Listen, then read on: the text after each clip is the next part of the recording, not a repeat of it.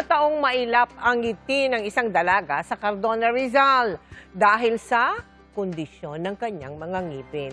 Ang dati niyang kumpiyansa sa sarili binalik natin sa tulong ng ating partner dentist.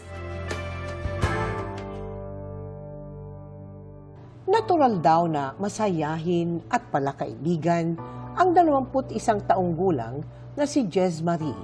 Pero ang kanyang nakakahawang ngiti, unti-unting nawala nang maging mailap siya sa mga tao noong maglalabing 5 taong gulang siya.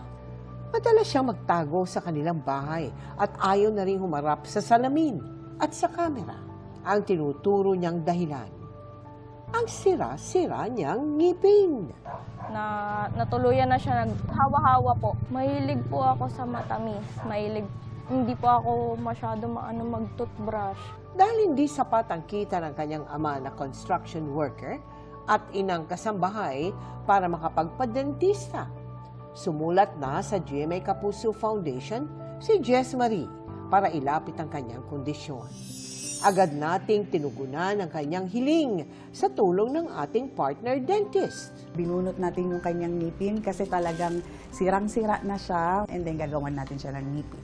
Pag mahilig ka sa matatamis, dahil meron ka ng tooth decay, lalong masira at mas tumami ang bakterya sa ngipin.